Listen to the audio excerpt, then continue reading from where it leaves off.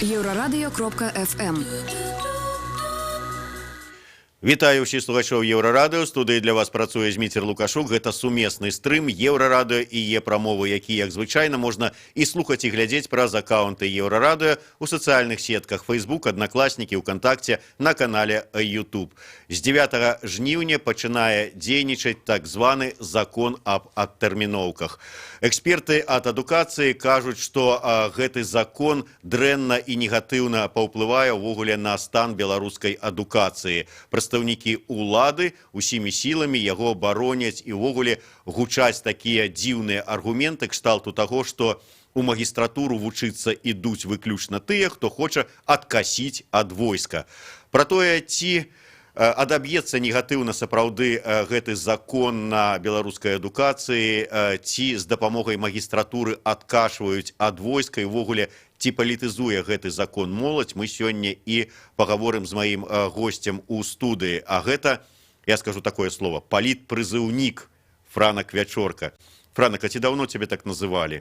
Палітпрызыўнік. Ну, я думаю, што з часоў майго палітпрызыву ніхто не называў. Забіралі мяне ў 9-10 годзе. Тады я адслужыў у Мазыры. Я хацеў вучыцца, але мяне выключылі, а калі я скончыў сваю службу, мяне павінны былі па законе ўзнавіць ва ўніверсітэце. І я напісаў на журфак, напісаў 12 універсітэтаў просьбу, я адслужыў, калі ласка, паводле закону, дайце мне павучыцца. І ні ў водным універсітэце не знайшлося мне месца. Гэта вось да вашага пытання, ці будзе гэты закон неяк уплываць на адукацыю. Ён будзе, ён ужо ўплывае. І тыя людзі, якія хацелі б стаць навукоўцамі, яны проста праціраюць падэшву ў сваіх кірзачах. Скажы, вот ўсё ж такі і закон так супала сёння, што і закон гэты днямі буквально уступае, і сёння там дзень ВДВ, усе адзначаюць, мы чуем такія словы, но это з даўніх часоў, ведаеш, не служыў ні мужик і гэтак далей. Там. Вот що ж такі, маеш вопыт, адслужыў, як кажуць. Гэты вопыт, нехта кажа, што я ні кроплі не шкадую, што вот 2 гады, а потым год аддаў войску. Ты шкадуеш ці не? Я шкадую, што мяне забралі ў войска, таму што... Ну, я шкадую за тое, што яны паламалі мне мае адукацыйныя пляны і тое, што было. Я страціў 1,5 году, але тое, што склалася пасля, з маім жыццём, з маёй адукацыяй, магчыма, і да лепшага. Таму што, калі б мяне не забралі ў войска, магчыма, я не адвучыўся б у Варшаве, а потым і ў Злучаных Штатах Амерыкі. Калі б я не быў у войску, я б не зразумеў, якое войска гэта гнілое і якім чынам яго трэба мяняць. Таму, вядома, для мяне гэта досвед. Але для 99% маладых людзей, якія туды трапляюць з універсітэтаў, са сваіх школаў, з беларускіх навучальных установаў, гэта проста страта часу. Для кожнага, у каго ёсць мазгі на плячах, якія маюць ідэі, як будаваць сваё жыццё і Беларусь, гэта страта часу. Войска павінна быць добраахвотным, павінна быць прафесійным, яно павінна будаваць лаяльных салдатаў, абаронцаў бацькаўшчыны, а не паслухмяных выканаўцаў загадаў. Ты ўзгадаў пра тое, што адвучыўся ў Варшаве, потым у ЗША. Усё ж такі, ну, з-за таго, што тут табе потым не знайшлося месца ні ў адным ВНУ. Калі браць статыстыку, афіцыйную статыстыку Белстата, то у мінулым годзе 3000 нашых выпускнікоў паехалі вучыцца за мяжу. Але, як кажуць эксперты, той же самы Яўген Левянт, гэта не поўная статыстыка. Яны бяруць толькі тых, хто вот закончыў школу і адразу пасля яе паехаў вучыцца. А хтосьці паехаў праз год, і ён уже не трапляе ў гэтую статыстыку. І размова, кажа Левянт, можа ісці пра тое, што амаль у 2 разы больш. А гэта лепшыя з'ехалі вучыцца ў Беларусь. І яны не выключаюць таго, што пасля вот таго, як пачне дзейнічаць гэты закон аб адтэрміноўках, такіх колькасць людзей, якія паедуць вучыцца за мяжу, таму што лепш я паеду туды вучыцца, чым мяне тут забяруць у войска, стане яшчэ больш. Вот твой погляд, ўсё ж такі ёсць такая рызыка ці не? Няма нічога кепскага ў вучобе за мяжой, калі ты гэта разглядаеш інструментальна, таму што вучоба за мяжой дае табе новыя навыкі, падымае цябе на новы ўзровень, што ты можаш вярнуцца і працаваць не наёмным рабочым на заводзе, а менеджерам, кіраўніком, адкрыць уласны бізнес. Праблема ў тым, што людзей штурхаюць на парушэнне закону, што яны будуць збягаць з краіны. Яны ж едуць за мяжу не каб павучыцца, яны едуць каб збегчы ад прызыву. На іх заводзяць крымінальныя справы, і яны потым не могуць вярнуцца ў Беларусь. Паглядзіце, які парадокс. Многія дзяржавы плацяць грошы, каб іх студэнты ехалі вучыцца за мяжу, каб потым вярталіся і будавалі свае краіны, а ў нас, наадварот, выціскаюць за мяжу, заводзяць справы, каб не вярталіся у сваю краіну. Будуць рэзаць вены, будуць выдумляць дыягназы, будуць даваць хабары.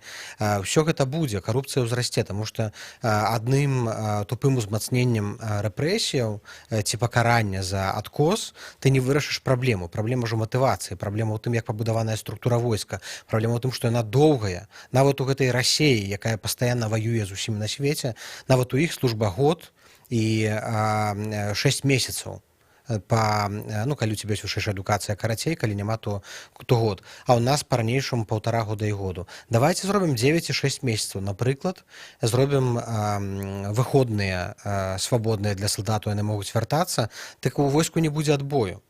Давайте просто пойдзем ад адваротнага, ад таго, што мы можам памяняць у войску, каб людзям захацелася туды ісці, а не гвалтам іх рэпрэсіўна заганяць па прынцыпе таталітарнай дзяржавы.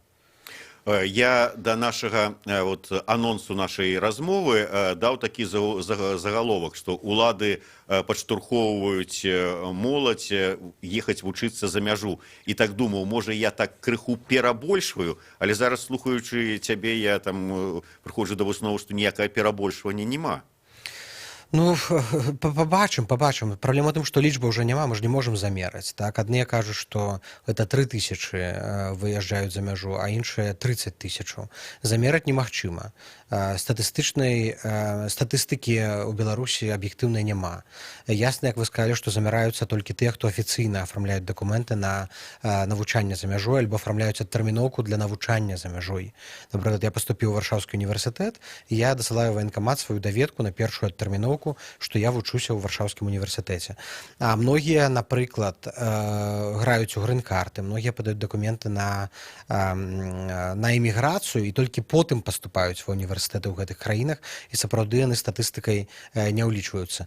Давайце дапаможам дзяржаве разабрацца ў прыярытэтах. Нашыя прыярытэты якія?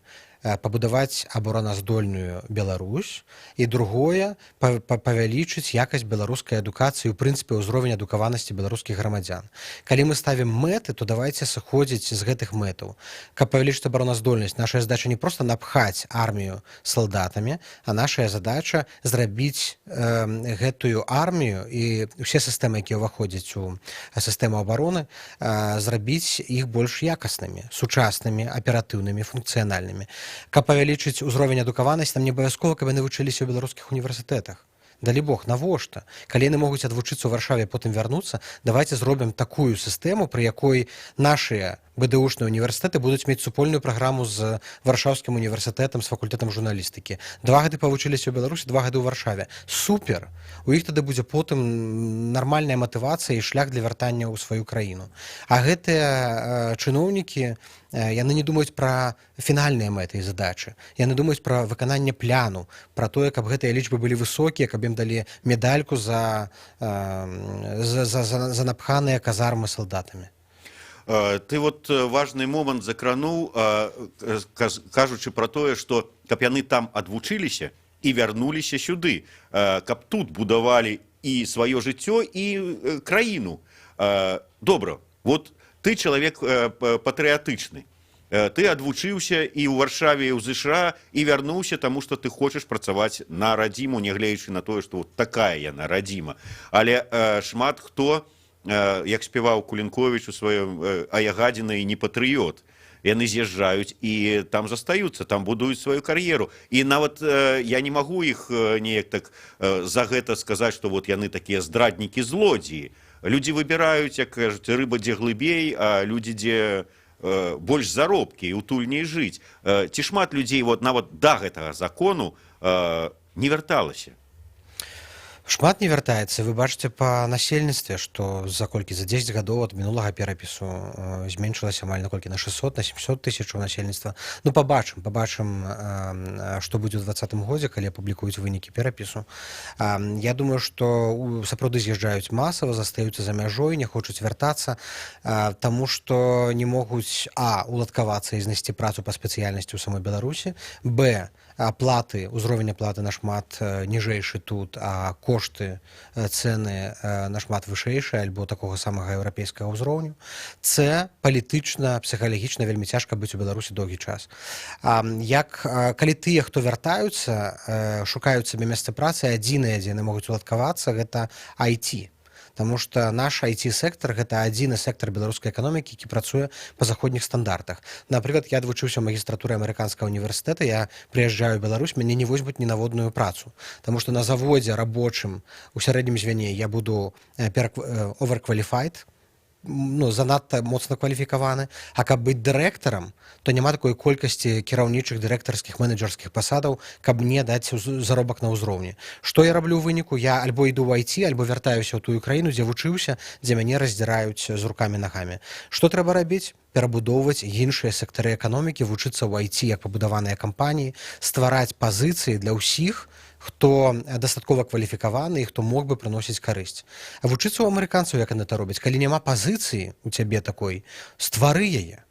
І так я разумею, што у цябе ёсць нейкая сетка працоўных месцаў, нейкія ўзроўні ёсць, на ніжэйшым узроўні аплата, на вышэйшым узроўні аплата, але структура павінна быць эластычная.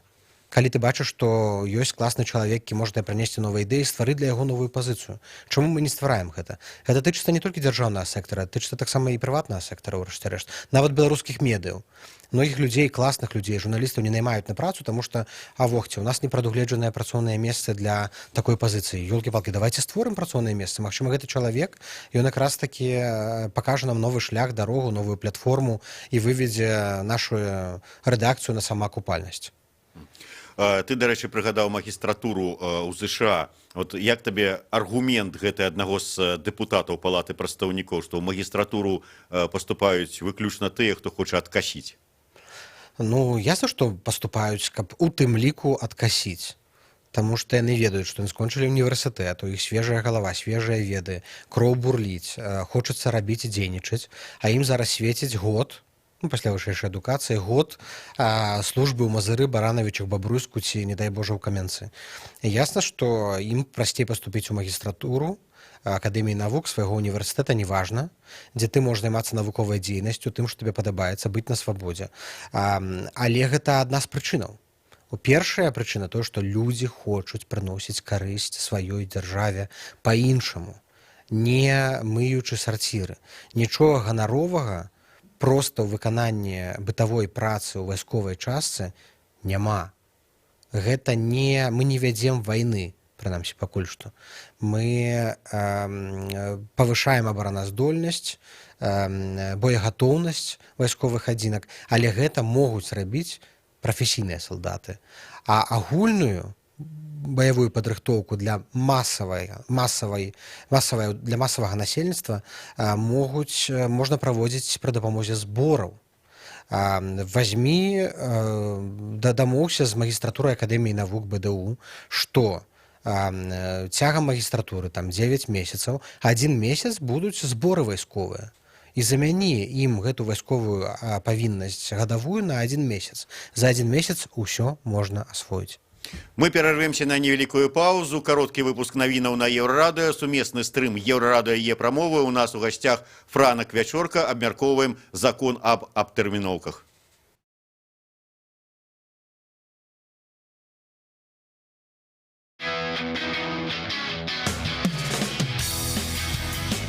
Еврорадио. Мы первое рок-радио Беларуси. Самые свежие новины и аналитика, музыка и критика. Мы незалежная крыніца информации у твоим реальным житті и у интернет-просторы. 24 гадзіны на суткі нас можна знайсці на старонцы еврорадио.fm. Лаві нас на спадарожніку Астра 4А, 4,8 градусаў на ўсход. Еврорадио. Час ведать, что отбывается.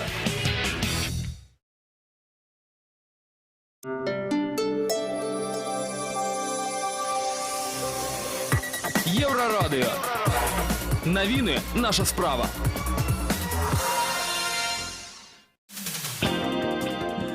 Вітаю, каротка пра асноўныя падзеі. На нарадзе ў Мінску Лукашенко распавёў пра перамовы з Пуціным, якія прайшлі ў ліпені ў Санкт-Петербургу. Удзельнікі нарады, сярод іх было і кіраўніцтва сілавікоў, абмяркоўвалі далейшае эканамічнае развіццё. Развіццё дачыненняў з Расеяй. Беларускі кіраўнік даў даручэнне ўраду паскорыць узгадненне з Расеяй праграмаў па інтэграцыі. Паводле прэм'ер-міністра Сергея Румаса, Мінску і Маскве засталося ўзгадніць толькі некалькі пытанняў. У лістападзе Лукашенка з Пуцінам мусяць атрымаць дарожныя карты па сектарах.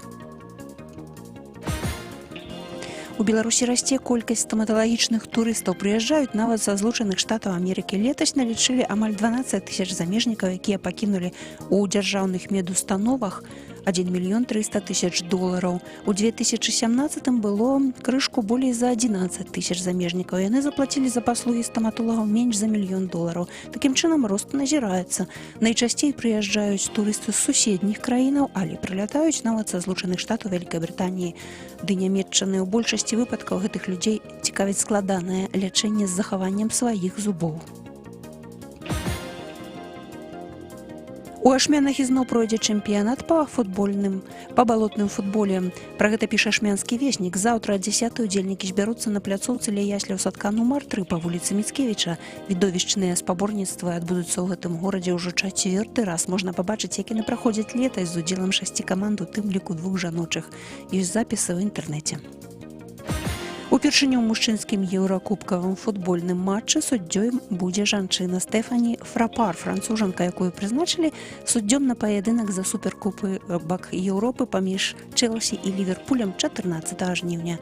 Стэфані Фрапар будуць дапамагаць Мануэла Нікалозі і Мішэль Аўніл.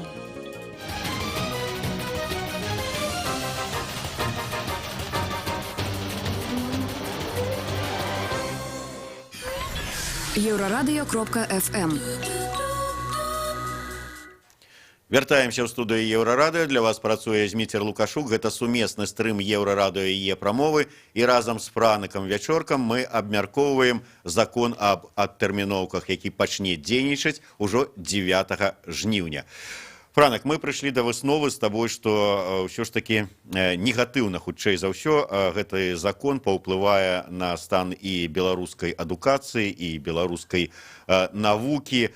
Вот маладыя людзі, якія заканчваюць школу, ведаюць ужо пра гэты закон, плануюць там з'ехаць, не з'ехаць, увогуле как бы думаюць, да што ж гэта вот такое, то пастаянна нам дзяржава нешта тут падкідвае.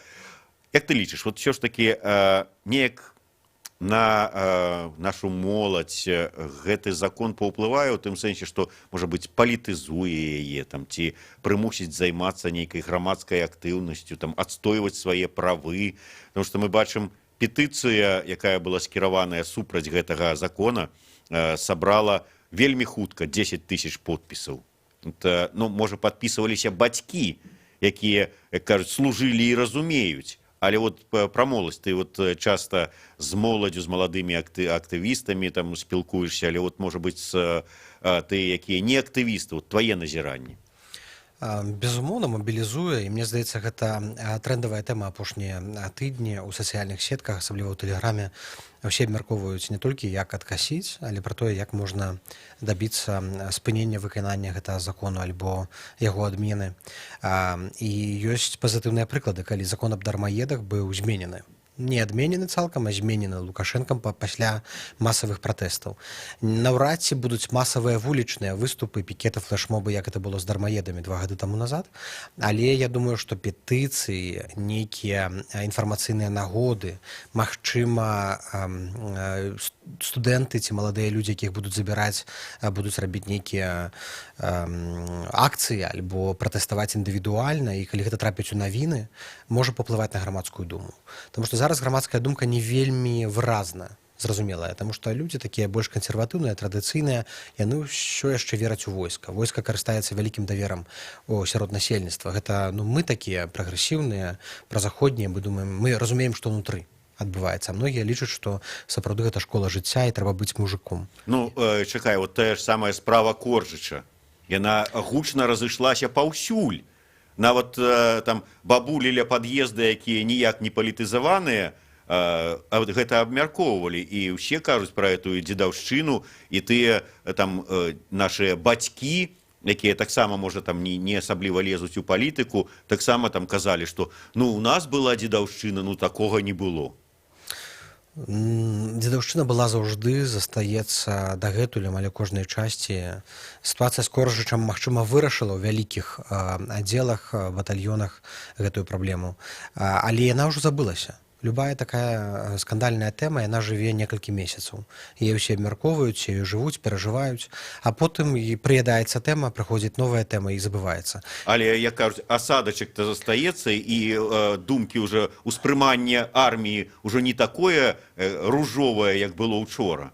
Гэта праўда, але я не ведаю, ці ў галовах паспалітага чалавека ёсць такая звязка паміж справай Коржыча і цяперашнімі адтэрміноўкамі. Я думаю, што яно так досыць сегментавана, кампартызуецца, раскладваецца па палічках у мозга чалавека, яно не заўжды выбудоўваецца ў адну лінію. Не заўжды ў чалавека ёсць логічны ланцужок, што так, забор у войска, пасля універсітэта, дзедаўшчына, магчыма, заб'юць, нізкая якасць умоваў для прызыўнікоў. Пабачым, ці гэта нейкім чынам паўплывала, пабачым, ці будуць пратэсты. Добра, што ёсць гэтыя петыцыі, гэта значыць, што людзі неабыякавыя, але студэнты ў цэлым досыць аморфныя ў Беларусі. Гэта не 90-е гады і пачатак 2000-х, калі студэнцкае жыццё з ЗБС, розныя нефармальныя аб'яднанні выводзілі людзей на вуліцы. Цяпер гэта досыць мірныя, пасіўныя структуры, дзе мала актыўных лідараў, калі лідары з'яўляюцца, іх адразу заціскаюць. Але то, што я кажу студэнтам, вы у той сітуацыі, калі вы проста не маеце права адмоўчвацца. І як яны гэта ўспрымаюць? Успрымаюць, ну, па-рознаму, але многія баяцца, таму што, зноў жа, з аднаго боку, вось такія справы Коржыча і адлічаных студэнтаў, яны людзей злуюць. О, як жа так, гэта несправядлівасць, я мушу сказаць сваё слова, а з іншага боку яны заціскаюць, бо людзі ведаюць пра рэпрэсіі і пачынаюць самацэнзуравацца, пачынаюць перастрахоўвацца. На іх уплываюць бацькі, якія перастрахоўваюцца ў 50 разоў больш. Бацькі, дарэчы, адыгрываюць у гэтым не заўжды добрую ролю. Замест таго, каб натхніць сваіх дзяцей на актыўную грамадзянскую пазіцыю, будзь беларусам, адстойвай свае правы, яны выхоўваюць вось гэтыя паслухмянасць, асцярожнасць, самацэнзуру ў маладых мазгах. І гэта шкодна. Натхніце сваіх дзяцей. Калі дзіцёнак, калі малады чалавек, калі студэнт праяўляе актыўнасць, калі ён хоча нешта рабіць, далучаецца да грамадскіх арганізацыяў, натхніце яго, падтрымайце, а калі на яго пачнуць ціснуць, пакажыце яму сваю падтрымку. Таму што ад бацькоў залежыць, магчыма, яшчэ больш, чым ад самога студэнцкага кола. Калі ваш дзіцёнак пачаў гаварыць па-беларуску, і на яго ціснуць ва ўніверсітэце за беларускую мову, гэта адбываецца паўсюдна, ва ўсіх універсітэтах, на ўсіх факультэтах, акажыце яму максімальную падтрымку. Не трэба заганяць яго назад у сваю зону камфорту. Дарэчы, вот я прыгадываю, ты зараз вот про тое кажаш, про тое, што вот бацькі не падтрымліваюць, адгаворваюць. Мы ведаем прыклады, калі там бацькі наадварот робяць усё, каб чалавек не быў актыўны, там іх сын. Я прыгадываю, там 15-20 гадоў таму мне мои бацькі таксама казалі: а можа ты прамаўчы, бо ізноўку звольняць, што ты там вот лезеш туды-сюды. Пазіцыя такая вот беларуская, вот схавайся ў бульбу адтуль вот так вот і вызірай. Так вось хай лепей бацькі не замінаюць актыўнасці сваіх дзяцей, хай падтрымліваюць, але я скажу, што сярод маіх назіранняў, а я шмат стасуюся з маладымі людзьмі 18-20 гадоў, гэта і журналісты, і філёлагі, гісторыкі розных факультэтаў беларускіх, самыя актыўныя і смелыя студэнты гэта, як правіла, тыя, у каго самыя кансерватыўныя ці саўковыя ці асцярожныя і баязлівыя бацькі. І для гэтых маладых людзей гэта своеасаблівы пратэст. Яны не толькі пратэстуюць супраць сістэмы, але сваёй актыўнасцю яны пратэстуюць супраць бацькоў. І такі цікавы феномен, што ў самых такіх зацюканых, прашу прабачэння за слова, не хачу нікога пакрудзіць, зацюканых бацькоў вырастаюць самыя актыўныя, смелыя, актыўныя дзеці. Дарэчы, цікава, от учора мы размаўлялі з Лявонам Вольскім і апроч музычных тэмаў закранулі крыху вот такую жыццёвую, скажем так. І ён кажа: Зміцер, вот ты мог сабе уявіць гадоў там 20, 15, нават 10 таму, што у нашай краіне будуць такія законы, што калі ты не працуеш, то ты павінен за это яшчэ заплаціць за тое, што ты не працуеш. Што ты павінен, апроч таго, што ты плоціш падаткі, заплаціць яшчэ за дарогі, якія павінны за твае падаткі рабіць, яшчэ дадаткова заплаціць. Яшчэ там іншае. Зараз вот гэты закон аб тэрміноўках. І мы вот гаворым пра моладзь, якая едзе вучыцца. І думаеш, з кожным годам тут прыдумляюць нешта новае і новае, каб абцяжарыць тваё жыццё, тваю ініцыятыву, тваю свабоду. Увогуле неяк не стварыць умовы для жыцця, а неяк іх абмежаваць і абцяжарыць. Дык чаго вяртацца? Так, не ствараюць умоваў, але разам з тым у Беларусі ёсць шмат выгодаў, каб вяртацца. І тут я хочу звярнуцца да ўсіх, хто з'ехаў, ці тых, хто за мяжой разглядае магчымасць вяртання, што з аднаго боку ўсе тыя мінусы, якія ёсць цяпер, яны могуць быць плюсамі. Беларусі поўна незанятых нішаў, поўна прафесіяў, якіх не хапае, поўна месцаў, дзе можна рабіць бізнесы, зарабляць вялікія грошы. Адзінае, што трэба, это вярнуцца, праявіць трошкі настойлівасці і гэтыя нішы заняць. Падаткі ў Беларусі, дарэчы, не такія высокія, калі казаць пра падаходны падатак, калі казаць пра падаткі для дробнага бізнесу. І дзякаваць Богу, пакуль уладам не прыйшло ў галаву гэтыя малыя бізнесы абцяжарыць іншымі падаткамі. Так кантралююць, так ганяюць, так прымушаюць займацца непатрэбнай сацыяльнай адказнасцю. Вось, але з іншага боку шмат і плюсоў. Таму давайце гаварыць не толькі пра мінусы, але і пра плюсы вяртання.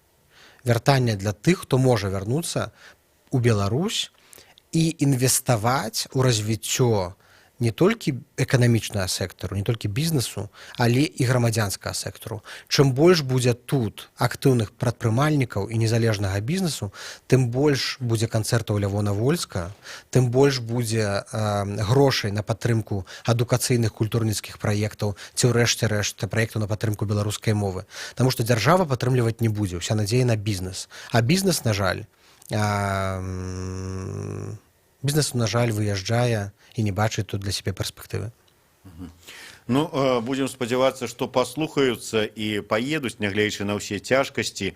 Вот, учора ж зноўку быў Анатоль Шумченко, лідар прадпрымальнікаў, і казаў, што нема роўнасці, адных там алігархам усё, малому бізнесу там пэўную вот такую вузенькую каляінку і гэтак далей. Ну, можа быць, але вернемся да гэтага закона. Усё ж такі, як ты лічыш, вот было сказано про тое, што петыцыі падпісваюць. Да, беларусы смелыя падпісаць петыцыю, потому что гэта ад іх не патрабуе нічога і нічым не пагражае. На штосьці большае, наколькі ўсё ж такі варта разлічваць, што будуць яны апроч петыцый нейкі ціск аказваць там на тых жа дэпутатаў, на сваіх звароты пісаць, што вот, мол, мы тут, ты ж вот прадстаўнік народа, народ супраць, чаму ты галасуеш там вот за гэты закон? Ці здольныя вот неяк ўсё ж такі адстойваць свае правы больш актыўна, чым там націснуць кнопачку там на камп'ютары, і то адварачваючыся вот так вот. Я думаю, што беларусы здольныя нашмат на большае, чым мы тут у студыі можам сабе уявіць. І наша гісторыя паказвае, і абсалютна спантанныя, нечаканыя неверагодныя, паўстанні адбываліся тут, антысавецкія пратэсты, гераічныя нават вычыны антысавецкія, калі там спрабавалі зарваць глушылку там Ханджанкоў з сябрам. Усё здольнае. Адзінае, што вельмі мала хто разумее, якія рычагі. Пісаць лісты дэпутатам ніхто не будзе, бо ўсе разумеюць, што дэпутаты нічого не вырашаюць. Хадзіць у адміністрацыю прэзідэнта перастала быць модным, таму што ўсе разумеюць, што гэта ўсе хаджэнні — это марнаванне свайго часу. Да петыцыяў ёсць давер, таму што петыцыі падымаюць тэму. Ведаюць, што петыцыі не мяняюць сітуацыю, але яны ўздымаюць тэму на парадак дня. Таму іх працягваюць пісаць. Не хапае ведаў, мадэляў, прыкладаў мабілізацыі маленькіх групаў грамадзянаў на вырашэнне сваіх правоў. То, што робіць Антон Матулька. Ён робіць, але калі б ён мог, калі б ягоныя праекты можна было, па-ангельску кажуць, scale, па-беларуску маштабаваць на іншыя сектары, на іншыя рэгіёны, на іншыя гарады, каб людзі маглі самі гэта рабіць без удзелу Антона з уласнай персонай, тады б многія праблемы і вырашыліся. Таму што ціск можна аказваць на кіраўніцтва краіны, на чыноўнікаў не толькі праз петыцыі і не толькі праз вулічныя пратэсты.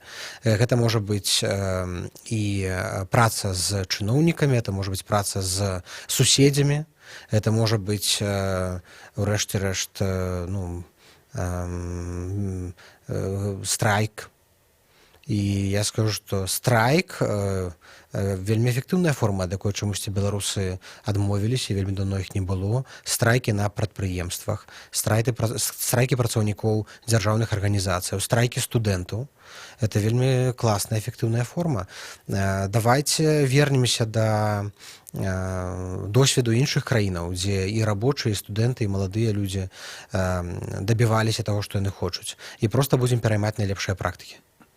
Ну, это такое пажаданне ці парада, ці прыклады, якія ёсць і былі ў гісторыі нашай, але рэчаіснасць такая, што, як мне падаецца, ты верыш, што закон ужо прыняты, падпісаны, зацверджаны і подпісам Лукашэнкі і Канстытуцыйным судом, што ён будзе перагледжаны пад націскам петыцыі ці нават там выказвання незадаволенасці, як ты правильно сказаў, наўрад ці выйдуць на вуліцы там з масавымі пратэстамі, ад петыцыі і гэтак далей там. Можа быць, калі будзе крытычная маса, як з дармаедамі.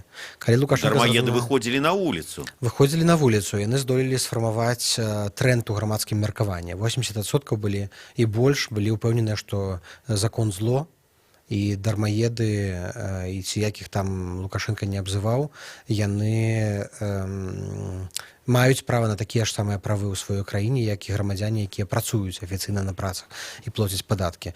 А з законам аб тэрміноках няма такой кансалідаванай пазіцыі ў грамадстве. Яна закранае вузкі сектар грамадскага жыцця. Яна закранае інтарэсы пакуль што абмежаванага кола людзей. І каб гэта стала нацыянальнай праблемай, калі Лукашенко зразумее, што для захавання нацыянальнай любові да сябе яму трэба зрабіць жэст і перагледзець гэты закон. Такога пакуль няма. Ну і на заканчэнне. Ўсё ж такі закон ёсць, і уявім сабе, што ён і будзе нязменены.